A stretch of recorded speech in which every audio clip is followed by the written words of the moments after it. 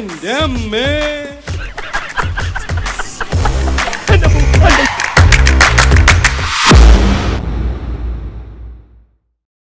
കുണ്ടുകുഴി റോഡാകുമ്പോ കുണ്ടും കുഴിയൊക്കെ ഉണ്ടാവും. അതല്ല, കുണ്ടുകുഴി അച്ഛൻ അന്വേഷിക്കുന്നുണ്ട്. ആണോ? അമ്മച്ചി നടന്നോ, ഞാൻ അച്ഛനെ കണ്ടിട്ട് വരാം. സുഖമൊരു ബിന്ദു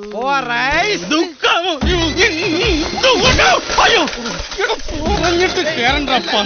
പ്രസവിച്ച് കിടക്കുന്ന ഭാര്യയെ കാണാൻ പോകുമ്പോ നീ എന്നെ മോർച്ചറിലാക്കാൻ നോക്കുന്നോ?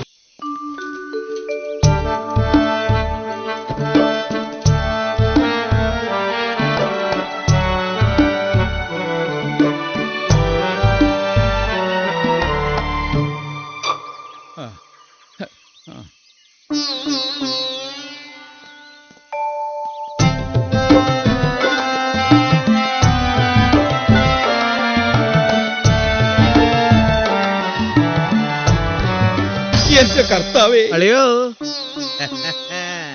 ഇപ്പോഴും അളിയന്റെ മനസ്സിൽ നിന്ന് മേരിക്കുട്ടി പോയിട്ടില്ലല്ലോ. എങ്ങനെ പോവാനാ ചവരോ? കല്യാണത്തലേ നീ കൈവെള്ള എന്നല്ലേ ദൈവം തമ്പുരാൻ അവളെ തട്ടിത്തെറിപ്പിച്ചത്. അതങ്ങനെ ദൈവത്തിന് നിരക്കാത്ത പണിയല്ലയോ കാണിച്ചു. വീട്ടുവേലക്കാരിയെ ജീവിതകാലം മുഴുവൻ ചുമക്കാനും നിന്നെ പോലുള്ള ഊച്ചാളികളെ അളിയാന്ന് വിളിക്കാനുമാണ് എന്റെ വിധി. നന്നായി പോയി. മേരിക്കുട്ടിയുമായി ആത്മാർത്ഥമായ സ്നേഹമുണ്ടായിരുന്നെങ്കിൽ വേലക്കാരത്തേക്ക് വയറ്റിലുണ്ടാക്കാൻ പോകുമായിരുന്നു.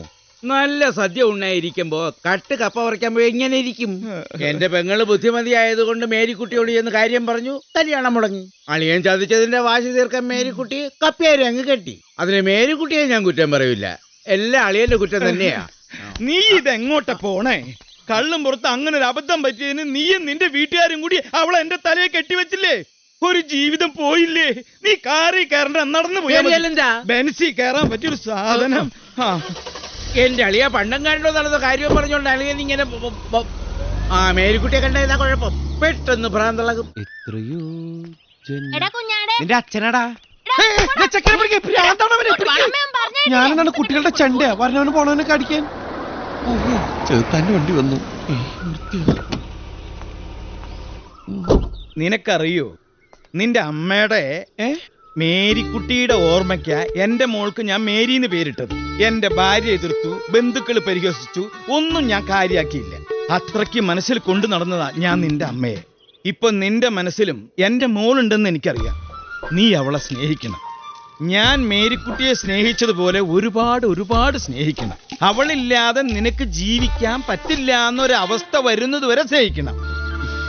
എന്നിട്ട് വേണം എനിക്ക് അവളെ വേറൊരുത്തിന് കെട്ടിച്ചു കൊടുക്കാൻ. അത് ഈ ഇട്ടിയച്ഛൻ്റെ ഒരു വാശിയാ, നിന്റെ അമ്മയ്ക്കുള്ളൊരു മറുപടിയാ. അല്ലാതെ എന്റെ പെണ്ണിനെ നിന്റെ അപ്പം കൊണ്ടുപോയ പോലെ എന്റെ മോളെയും കൊണ്ടുപോകാമെന്ന് വിചാരിക്കണട കപ്പ്യാർക്ക് ഉണ്ടായ മോനെ. അങ്ങനെ നീ വിചാരിച്ചാ നിന്റെ നെഞ്ചത്തുകൂടെ ഈ ബെൻസുകാർ കയറ്റി നിന്നെ കൊല്ലും. ഇട്ടിച്ചായ, കഴിഞ്ഞ പ്രാവശ്യം ഇട്ടിച്ചായന്റെ മോൻ ജോണിക്കുട്ടി എന്നെ തല്ലിയതിനു ശേഷം മേരി അല്ല അവളുടെ നിഴലിനെ പോലും ഞാൻ കണ്ടിട്ടില്ല. നീ കാണണം, എന്നാലേ എന്റെ മോഹങ്ങൾ പൂവണി. കേൾക്കുള്ളൂ. നല്ല ബഹുമാനമുള്ള പയ്യനാ. എന്നാ നീ നിന്റെ അമ്മേനെ അവന് കെട്ടിച്ചു കൊടുക്കടാ, എന്നിട്ട് അച്ഛാന്ന് വിളിക്കൂ. വണ്ടി വിടറ.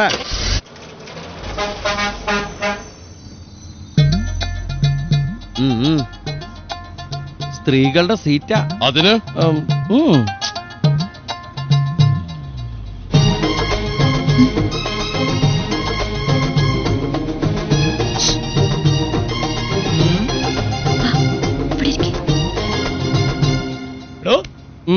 ആ കുട്ടി എത്ര നേരെ വിളിക്കുന്നേ? ചെന്നിരിക്കണോ? ചെല്ല്. എന്നിട്ട് വേണം ആളുകൾ അതും ഇതൊക്കെ പറയാൻ. പിന്നെ നിങ്ങൾ തമ്മിൽ ഇഷ്ടമാണെന്ന് നാട്ടുകാർക്ക് എല്ലാവർക്കും അറിയാം. പിന്നെ എന്തിനാണോ വെറുതെ നമ്പർ? ചെന്നിരിക്കേ. അതിരിക്കട്ടെ, രണ്ടുപേരും കൂടി എങ്ങോട്ടാണ്? ആ കുട്ടി എങ്ങോട്ടോ പോകുന്നു, ഞാൻ വേറെ എങ്ങോട്ടോ പോകുന്നു. എന്നിട്ടാണല്ലേ രണ്ടുപേരും ഒരു സ്ഥലത്തേക്ക് ടിക്കറ്റ് എടുത്തിരിക്കുന്നത്, അതും റെയിൽവേ സ്റ്റേഷൻ ബസ് സ്റ്റോപ്പ്. കാക്കി കൊടുത്തുന്ന ക്വസ്റ്റ്യൻ ജലാധികാര കണ്ടക്ടർക്ക് ഇല്ലാട്ടാ. അല്ല, രണ്ടുപേരൂടി ഒളിച്ചോടി പോകുകയാണെന്ന് അറിയാൻ വേണ്ടി ചോദിച്ചതാണ്. ഓ, തല ഇറങ്ങിട്ട് വയ്യേ, തല ഇറങ്ങിട്ടാ. ഒന്ന് ഇരുന്നോട്ടെ സിസ്റ്റർ. ചുമ്മാ ചുമ്മാ നമ്മള് പരിചയമില്ലാത്ത പോലെ ഇരുന്നാ മതി. ബോഡി ടച്ച് ചെയ്യല്ലേ. അതെ, അവര് ഒളിച്ചോടി പോവാണോ? ആർക്കറിയാ? പിന്നെ സാധ്യത ഇല്ലാതില്ല.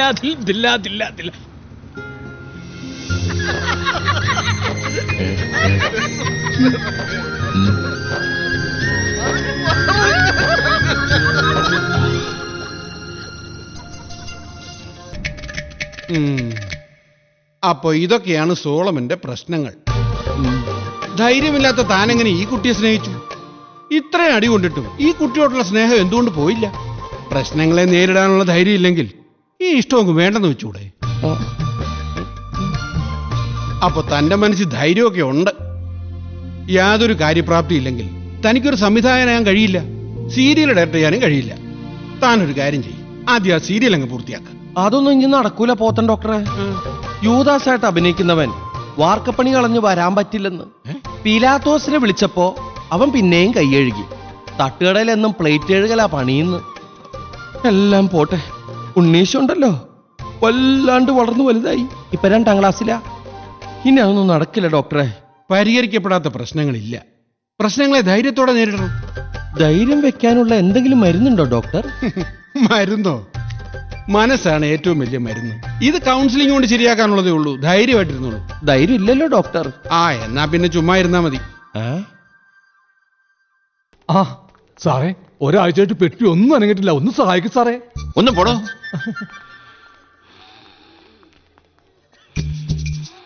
അത്യാസന്ന നിലയിലാണെന്ന് തോന്നുന്നു. ക്രിസ്ത്യാനിയാണല്ലേ? അതെ. എന്താ? അല്ല, ഹൈറ്റ് ഒരു 5'2" കാണായിരിക്കും അല്ലേ? കാണും.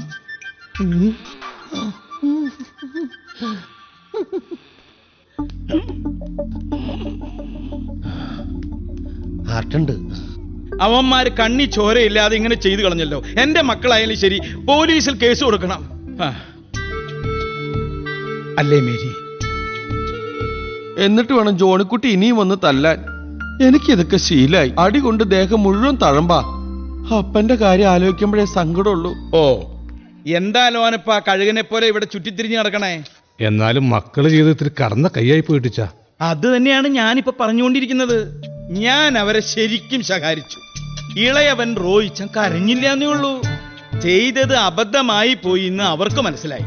ഇവരോട് വന്ന് മാപ്പ് പറയാതെ ഒരുത്തനും ഒരു തുള്ളി ബ്രാൻഡി കൊടുക്കില്ല എന്ന് പറഞ്ഞപ്പോ അവസാനം 3 പേരും വന്ന് മാപ്പ് പറയാതെ സമ്മതിച്ചു. ആ ദേ പോക്കികൾക്ക് 100 ആയുസ് അതേ വരുന്നു. മാപ്പ് പറഞ്ഞോളൂ. എടാ നായിന്റെ മോനെ, അയ്യോ, എന്തോ നിന്നോട് കുറച്ച് കാര്യങ്ങളോട് പറയാനാ ഞങ്ങളോട് വന്നത്. എന്താ ജോണിക്കുട്ടി മാപ്പ് പറയാന്ന് പറഞ്ഞിട്ട്? ഇനി നീ അബദ്ധത്തിൽ പോലും മേരിയുടെ മുന്നിൽ വന്ന് നിൽക്കരുത്. ഞായറാഴ്ച പള്ളിയിൽ ആദ്യത്തെ കുർബാനയ്ക്ക് അവള് വരുന്നത്. ആ കുർബാനയ്ക്ക് പോലും നിന്നെ കണ്ടുപോരുത്. കുർബാന മുടക്കുന്നത് പാപല്ലേ ജോണിക്കുട്ടി? 3ാമത്തെ കുട്ടികളുടെ കുർബാനയ്ക്ക് വന്നോട്ടെ. എനിക്ക് കുട്ടികളുടെ കുർബാന ഇഷ്ടാ. എന്നാ നിനക്ക് നഴ്സറി സ്കൂളിൽ പോയി കൂടറ പന്നി. Computer class. രാവിലെ 9 മണിക്ക് അവൾ കമ്പ്യൂട്ടർ ക്ലാസ്സിൽ പോകും. 9 മുതൽ 2 വരെ നിന്നെ കവലെ കണ്ടുപോരുത്. പ്രാക്ടീസ് പറഞ്ഞു. വൈകിട്ട് 4 മുതൽ 5 വരെ അവള് വടക്കേങ്ങാടിയിൽ കൊയർ പ്രാക്ടീസിന് പോകും. ആ പരിസരത്ത് നിന്നെ കണ്ട. ചുരുക്കി പറഞ്ഞാൽ ഇവൻ വീട്ടിൽ നിന്ന് പുറത്തിറങ്ങാൻ പാടില്ല. അതെന്നെ നിനക്ക് മനസ്സിലായില്ല. തല്ലുകൊള്ളാതെ ജീവിച്ചു പോണെങ്കിൽ നീ ഇനി അധികം പുറത്തിറങ്ങണ്ട. ഇതിന് വിരുദ്ധമായി നീ എന്തെങ്കിലും പ്രവർത്തിച്ച ലോനപ്പാ, ഇവന്റെ അളവിൽ ഒരു പെട്ടി നീ തയ്യാറാക്കി വെച്ചോ. വാടാ. നീ വിഷമിക്കണ്ട. ജോണിക്കുട്ടി എന്ത് വിലക്ക് ഏൽപ്പിച്ചാലും അവളുടെ സ്നേഹം യഥാർത്ഥമാണെങ്കിൽ, അവള് ചതിക്കാത്തവളാണെങ്കിൽ, നിനക്ക് എന്തൊക്കെ കുറവുകളുണ്ടെങ്കിലും തെറ്റുകളുണ്ടെങ്കിലും അവള് നിന്റെ ജീവിതത്തിലേക്ക് തന്നെ വരും. അവള് ചതിക്കുന്നവളാണെങ്കിൽ വേറെ ഏതെങ്കിലും തെണ്ടി പട്ടി ഏരപ്പ നാറി ശവത്തിന്റെ കൂടെയാണ് പോയിക്കോളൂ. അതൊക്കെ മോനെ പറഞ്ഞ് മനസ്സിലാക്കി കൊടുക്കും മേരിക്കുട്ടി. പോട്ടെ കപ്പ്യാരേ.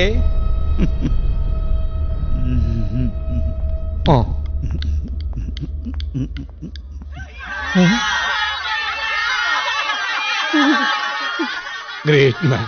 ഇത്ര പെട്ടെന്ന് അങ്ങനെ കയറ്റി അയക്കുമെന്ന് ഞാൻ വിചാരിച്ചില്ല. Thank you sir, thank you. വിടറോ.